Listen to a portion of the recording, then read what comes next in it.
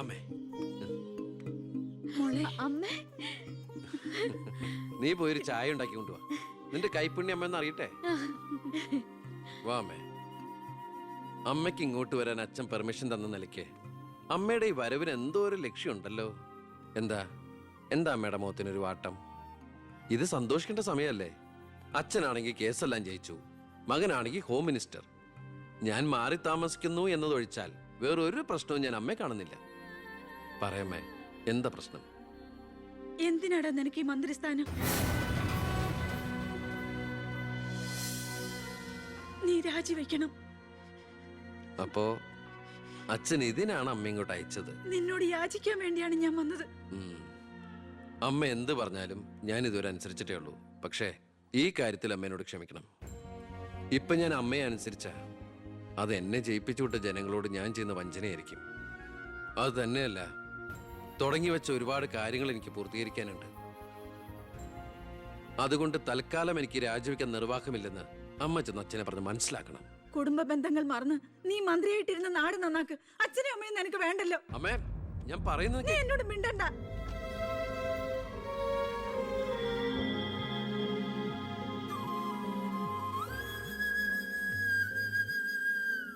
ഇല്ല, അവൻ രാജിവെക്കില്ല. അവൻ രാജിവെക്കുമെന്ന് കരുതിയ നമ്മളാ മണ്ടന്മാർ. ചക്കരക്കുടത്തിലല്ലേ കൈയിട്ടിരിക്കുന്നത്. അധികാരത്തിന്റെ മത്ത് പിടിപ്പിക്കുന്ന സുഖം അവനും അനുഭവിച്ചു കഴിഞ്ഞു. ഇനി അച്ഛന് വേണ്ടി സ്വന്തം സുഖങ്ങൾ ഉപേക്ഷിക്കാൻ മാത്രം വിഡ്ഢിയൊന്നും അല്ലവൻ. സ്വന്തം കുടുംബത്തിൽ വരെ റെയ്ഡ് നടത്തി അവൻ പ്രശസ്തി പിടിച്ചു പറ്റിയില്ലേ? ഇപ്പൊ പത്രക്കാരും ചാനലുകാരും എന്തിന് പ്രതിപക്ഷം വരെ അവനെ പൊഴുത്തുകയല്ലേ? അവൻ നാട് നന്നാക്കുക എന്തു വേണമെങ്കിലും ആയിക്കോട്ടെ, പക്ഷെ നമ്മുടെ കുടുംബത്തിൽ ഒരു അംഗമെന്ന ഒരു പരിഗണന ഇനി അവന് കൊടുക്കാൻ പാടില്ല. അച്ഛന്റെ മനസ്സറിയാൻ കഴിയാത്തവന് പടിക്ക് പുറത്താ സ്ഥാനം. അച്ഛൻ നോക്കിക്കോ, ഈ ചിറ്റാരിക്കര മണ്ഡലത്തിൽ വീണ്ടും ഒരു ഇലക്ഷൻ ഉണ്ടാവും അച്ഛന് മത്സരിക്കാൻ വേണ്ടി. അച്ഛൻ മുഖ്യമന്ത്രിയാകുന്നത് എനിക്ക് കാണണം. എങ്ങനെ? പുരയ്ക്കുമേതെ ചാഞ്ഞു നിൽക്കുന്നത് പൊന്നു കായ്ക്കുന്ന മരമാണെങ്കിൽ പോലും അത് വെട്ടിക്കളയണമെന്ന പ്രമാണം.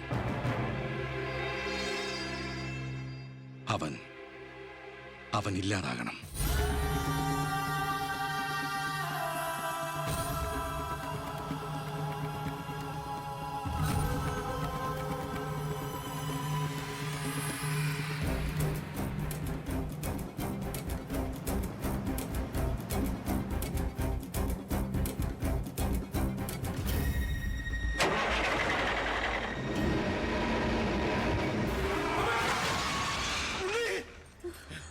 എന്താ?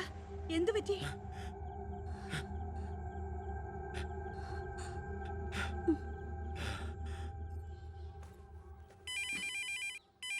ഞാൻ എടുത്തോളാം. ഹലോ ഉണ്ണി, ഉണ്ണി, ഉണ്ണി, നീ എന്താടാ ഒന്നും ഉണ്ടാത്ത്? അച്ഛാ,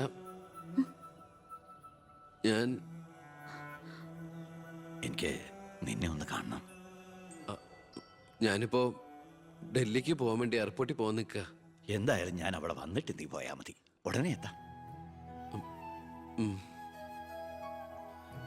അച്ഛനാ, ആ ശബ്ദത്തില് പഴയ സ്നേഹവും വാത്സല്യവും ഒക്കെ എന്നെ ഉണ്ണീന്ന് അച്ഛൻ പണ്ടങ്ങ് വിളിച്ച് കേട്ടതാ. പിന്നെ ഇപ്പോഴാ ഇങ്ങോട്ട് വരണുണ്ടെന്ന്. ഈശ്വര,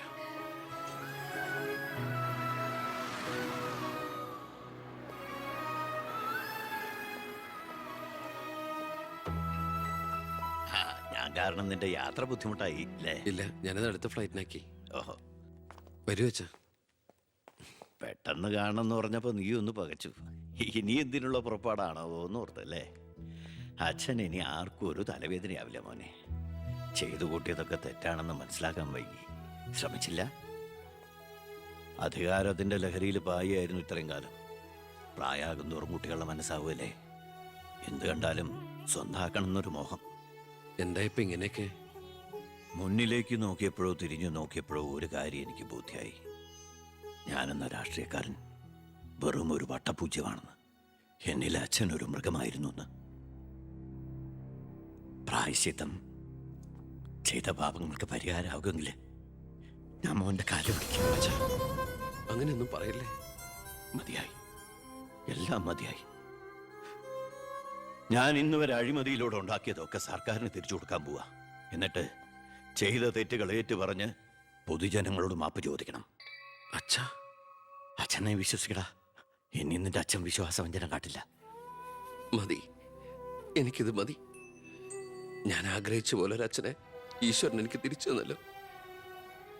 അറിഞ്ഞോ അറിയാതെയോ അച്ഛനെ ഞാൻ വേദനിപ്പിച്ചിട്ടുണ്ടെങ്കിൽ അത് ഇങ്ങനെ ഒരു അച്ഛൻ്റെ മകനായിട്ട് ജീവിക്കാൻ വേണ്ടിയിട്ടാ. ഇനി എൻ്റെ അച്ഛന് വേണ്ടി ഈ സ്ഥാനമാനങ്ങളൊക്കെ ഉപേക്ഷിക്കാൻ എനിക്ക് സന്തോഷമേ ഉള്ളൂ. വേണ്ടടാ, എനിക്കിനി മന്ത്രി ഒന്നും ആകണ്ട. നീ ആ ശരി, നിന്നെപ്പോലുള്ള ചെറുപ്പക്കാരാണ് ഇനി ഇവിടെ ഭരിക്കേണ്ടത്. അടുത്ത തലമുറ നിന്നെ മാതൃകയാക്കുന്നത് നിറഞ്ഞ മനസ്സോടെ എനിക്ക് കാണണം. എന്നിട്ട് ഇങ്ങനെ ഒരു മന്ത്രിയുടെ അച്ഛനായിട്ട് ഇനിയുള്ള കാലം അഭിമാനത്തോടെ എനിക്ക് ജീവിക്കണം.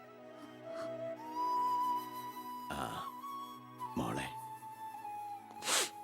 വന്നു കയറിയ മഹാലക്ഷ്മിയെ ആട്ടിപ്പായിച്ചവനാ ഞാൻ. എല്ലാ സൗഭാഗ്യങ്ങളും നിങ്ങൾക്ക് ഈശ്വരൻ തരും. നന്നായി വരും. ഉണ്ണി, ഇപ്പൊ എനിക്ക് മനസ്സിന് എന്തൊരു സ്വസ്ഥതയാണെന്നറിയൂടാ. ഇനി എനിക്കെല്ലാം മറന്ന് സമാധാനമായിട്ട് ഉറങ്ങണം. വരട്ടേടാ.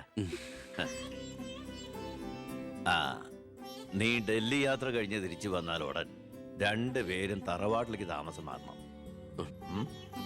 മറ്റേ മോളെ. ആ,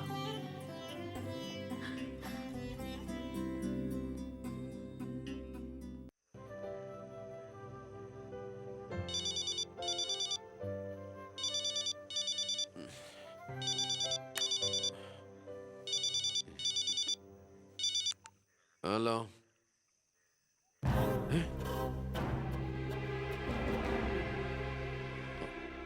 എപ്പോ?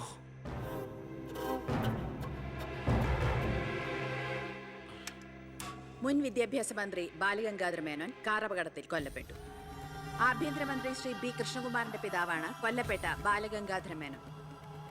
സംഭവസ്ഥലത്തു നിന്നും ലോറി ഡ്രൈവറും ക്ലീനറും ഓടി രക്ഷപ്പെട്ടു. മൃതദേഹം പോസ്റ്റ്മോർട്ടത്തിന് ശേഷം ചിറ്റാരിക്കരയിലുള്ള സ്വവസതിയിലേക്ക് കൊണ്ടുപോകും.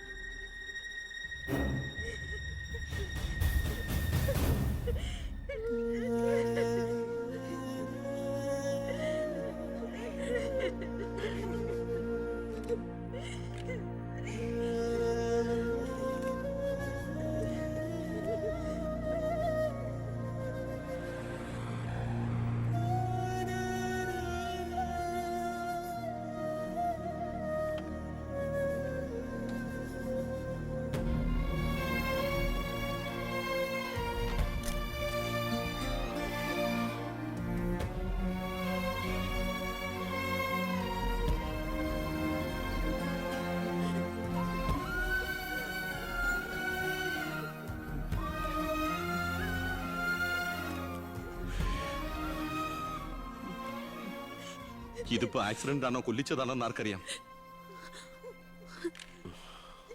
അധികാരം ഒഴിഞ്ഞു കൊടുക്കാതിരിക്കാൻ വേണ്ടി സ്വന്തം മകൻ തന്നെ കൊല്ലിച്ചതാണെന്ന് എല്ലാരും പറയുന്നേ. അയ്യോ,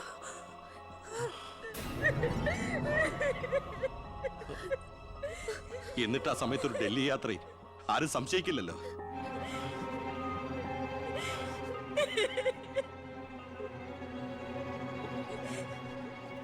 അമ്മേ, അച്ഛനേക്കാൾ വലുതാണോടെന്ന് എനിക്ക് അധികാരം. മന്ത്രിസ്ഥാനം അച്ഛനെ എതിർത്ത് ഒടുവിൽ നീ സ്വന്തം അച്ഛനെ. അമ്മേ, എനിക്ക് നിന്നെ കാണണ്ട, പോ എന്റെ മുമ്പിൽ നിന്ന്.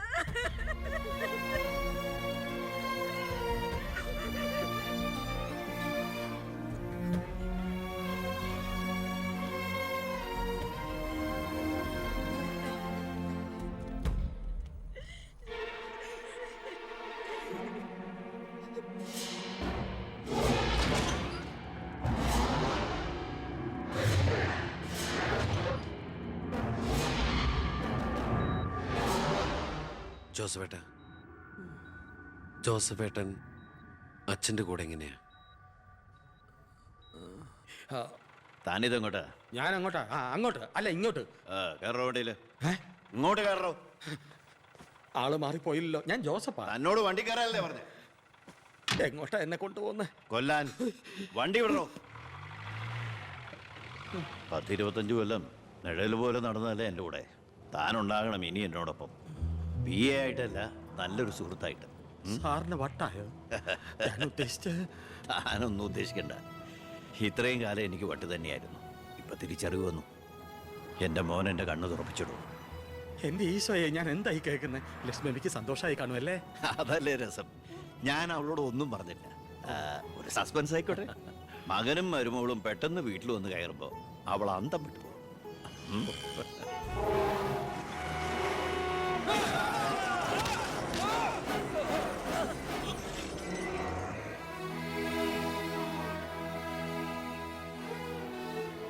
ആ ഇടിയിൽ ഞാൻ തെറിച്ചുപോയി. അതൊരു സാധാരണ ആക്സിഡന്റ് ആയിരുന്നെന്ന് എനിക്ക് തോന്നുന്നില്ല.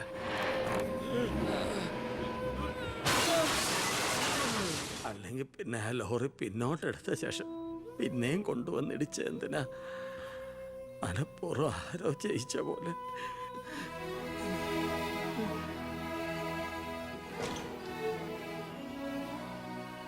സർ, ഒരു കാര്യം,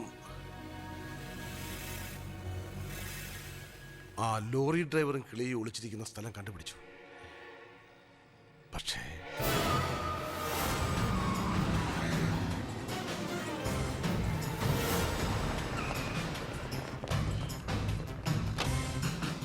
ആ ഗേറ്റ് ക്ലോസ് ചെയ്യൂ. ആരെയും വെളിയിലേക്ക് വിടണ്ട. Come on, round up, go fast. Sir, Come on. എന്താ? Sorry madam. ആ നോക്കൂടെ, ആ നോക്കൂ. ആ ബാത്റൂമില് ഏട്ടാ, അയ്യോ, എന്താ പ്രശ്നം? എന്താ ഇത്? Look that.